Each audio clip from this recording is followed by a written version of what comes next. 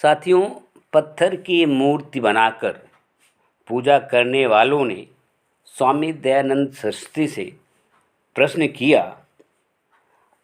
वह है सत्यार्थ प्रकाश एकादश उल्लास पृष्ठ संख्या 291 कि परमेश्वर निराकार है, वह ध्यान में नहीं आ सकता, इसलिए अवश्य मूर्ति होनी चाहिए।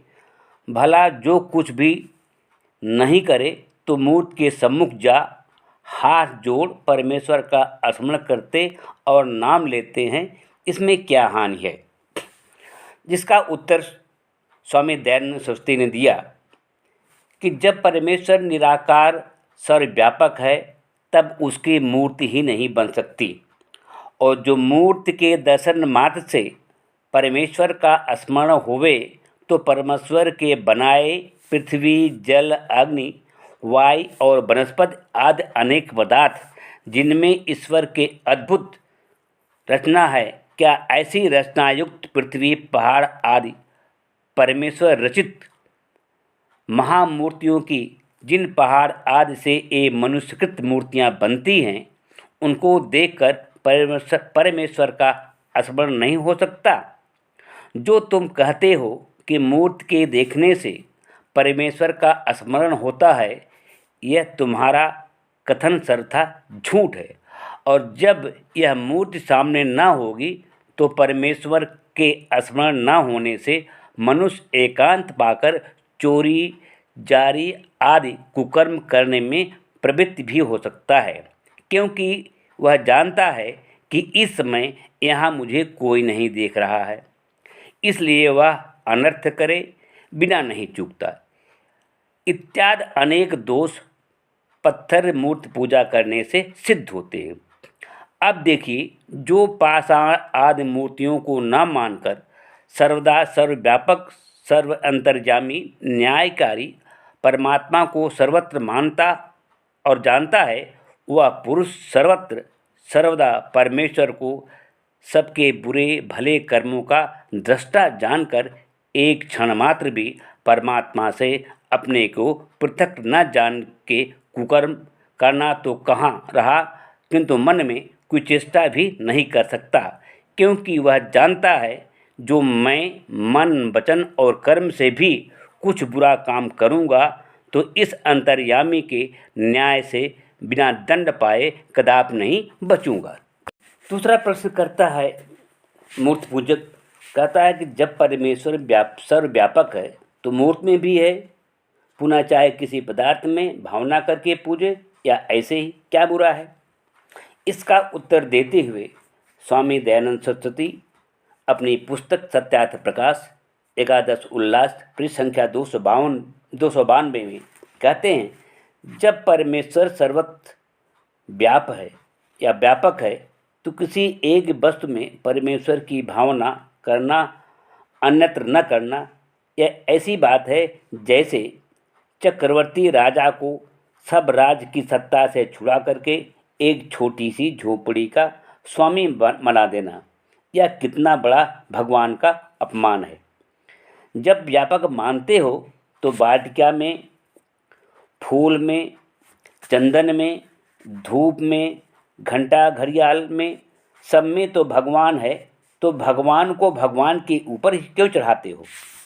यदि विश्वास, श्रद्धा, आस्था या भावना से पत्थर को भगवान, देवी देवता बनाया जा सकता है तो गोबर को हलवा, अंधे को आँख, गूंगे को जबान और बंध्या को संतान क्यों नहीं दिया जा सकता? पूज्यकों ने प्रश्न किया कि जैसे छत पर चढ़ने के लिए सीढ़ी की आवश्यकता होती है, वैसे जो है परमात्मा तक पहुंचने के लिए जो है मूर्ति पूजा एक पहली सीढ़ी है। जैसे लड़कियां गुड़िया को खेल तब तक करती हैं जब तक कि सच्चे पति को प्राप्त नहीं हो जाती है। इसका उत्तर स्वामी दयानंद सरस्वती देते हैं, कहते हैं ये दोनों बातें निराधार हैं, क्योंकि मूर्ति पूजा सीढ़ी नहीं खाई है, जो गिरा वह निकल नहीं पाता, उसी में मर जाता है। लड़कियां जब तक अक्षर का पूर्ण ज्ञान नहीं हो जाता तभी तक गुड़िया कबूतर गणेश से खेलती हैं, न कि युवा होने तक। ये आपका जो है तर्क बिल्कुल निराधार है। स्वामी दयानंद सरस्वती जी कहते हैं कि पत्थर की मूर्ति के सामने जाने से मन शांत हो जाता है, लेकिन ऐसी बात नहीं है। कुछ मंदिरों में मूर्तियाँ इस तरह से नंगी बनाई जाती हैं या बनाई गई हैं जिसे देखकर कामोत्तेजित मन अशांत हो जाता है, न कि जो है एकाग्र और शांत होता है। मंदिर बनाने में करोड़ों का व्यय होता है। जिस धन से देश और समाज के लिए विद्यालय, अस्पताल, सड़क बनाई जा सकती है, लेकिन मंदिर बना करके जो है वो अपव्यय होता है, उससे समाज और देश को कोई फ़ायदा नहीं होता। मंदिर में मेला लगने से व्यभिचार, लड़ाई बखेड़ा बढ़ता है। आगे कहते हैं, उसी पर भरोसा करके मेहनत करना छोड़कर लोग निकम्मे बन जाते हैं। आगे कहते हैं, दुष्ट पुजारियों को धन देते हैं, वे पुजारी वेश्यागमन, मद्य मांस, जुआ खेलते हैं। यह माता पिता का अपमान करके पत्थर को भोग लगाना हुआ। जब इन मूर्तियों को तोड़ ले जाता है या कोई चुरा ले जाता है तो हाहाकार मचाते हैं, उनको भगवान पर भरोसा नहीं होता। भगवान या प्रकृति ने जिन पुष्प आदि पदार्थ को वायु जल के दुर्गंध को मिटाने के लिए बनाए हैं, उन्हें तोड़कर पर्यावरण का नाश किया जाता है।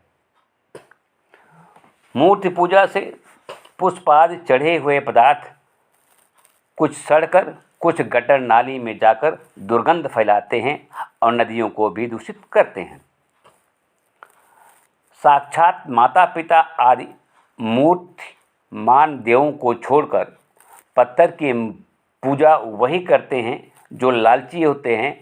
माता पिता को चढ़ाया तो देख जाएंगे कि पत्थर तो चढ़ाया, प्रसाद नहीं खाएगा, और माँ बाप को चढ़ाएंगे वो बाप खा जाएंगे।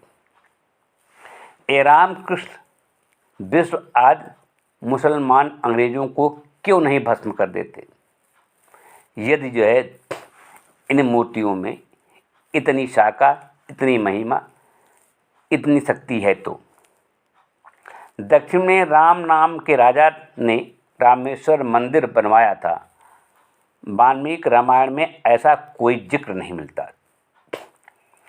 सृष्टि उत्पत्ति के विषय में इन पुराणों में, इन हिंदू धर्म ग्रंथों में कोई एकता नहीं है।